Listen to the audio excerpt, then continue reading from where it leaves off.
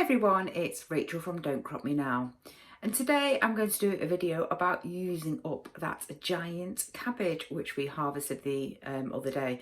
There's probably going to be a lot of cabbage recipes going on in our kitchen over the next week or so, and I have fed quite a lot of it to our chickens.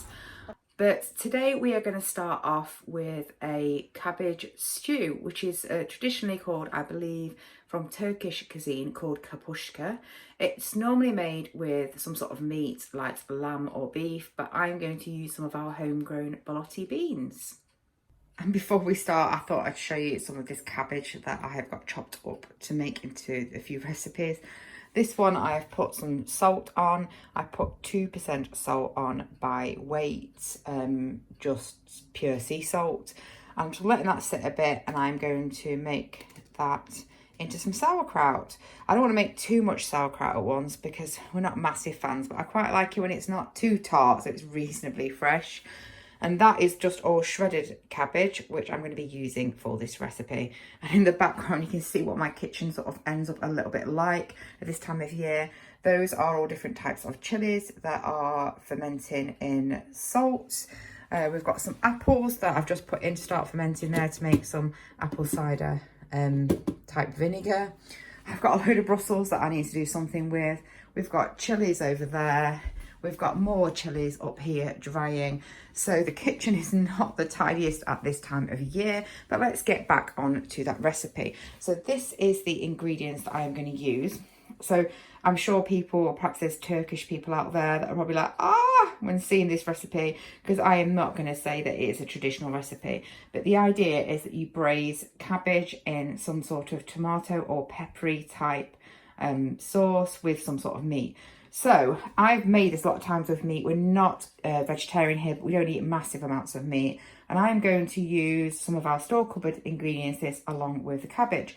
So I'm going to be using some of our homemade tomato passata. That's already got onions and garlic in, so it's not a smooth passata. It's got sort of small chopped onions in, and that's why I'm not adding lots more onions into this recipe. I am going to add some more garlic. There's a good couple teaspoons probably of garlic powder in there, because I do think this needs to be quite garlicky.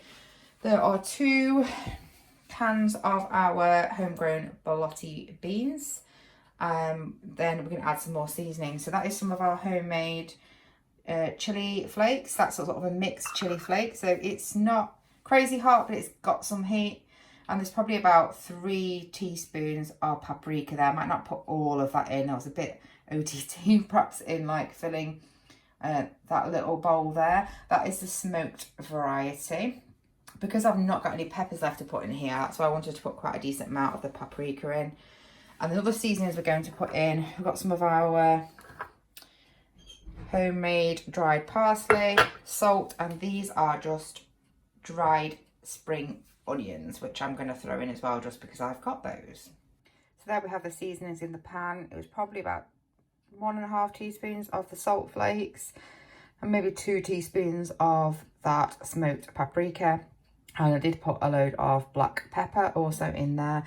I'm not adding any oil. Obviously, if you were using just a plain passata and you wanted to put onions in, it might be a good idea to sort of saute the onions in a bit of oil to start off with. But I'm just trying to make this a pretty healthy recipe, so I'm not going to put any extra oil in at this time.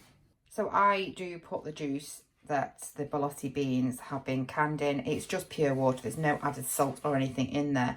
If you are buying ingredients and you want to have a go at this recipe, then just look at the salt content of that, obviously, and take that into account and adding any other salt. Because obviously I know that in my jars, I've got no salt. So I'm only adding the section, the amount of salt that I think we require for the recipe. And the last thing I'm going to add here before putting it on the stove is probably about half of this thing of tomato puree. This is 200 grams, so about 100 grams of tomato puree. Obviously we've got our homegrown tomatoes and they would have that lovely sort of sweet taste, but I want a really strong tomatoey sort of texture and flavour here. And I'm probably going to add maybe 1 more cup of water to this, and then we can just simply simmer it. It'll be perfect to put in the slow cooker as well if that's your style of cooking. So So there we go, I added about 1 cup, so it's about 250 mils of hot water. And I'm going to put this on to simmer, probably for around 20 to 30 minutes to let those flavours develop. So that has been cooking down for 20 minutes or so. And you can see the sort of texture. That sort of roughish texture in the sauce is because there's a lot of finely sort of cut onions in it. So I'm going to add the cabbage now and cook it down a further tiny bit. But I'm also going to add some sort of acid. So I'm going to add this lime, but you can really add whatever you want. A bit of lemon juice, a little bit of any type of vinegar, a splash of tomato ketchup, anything that's got that acid flavour in. This is really seasoning to taste. I quite like that.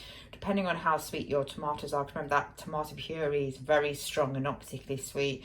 You might want to add a tiny bit of sugar to taste. Just see what you like. So I'll do that now, and then I'll put the cabbage in.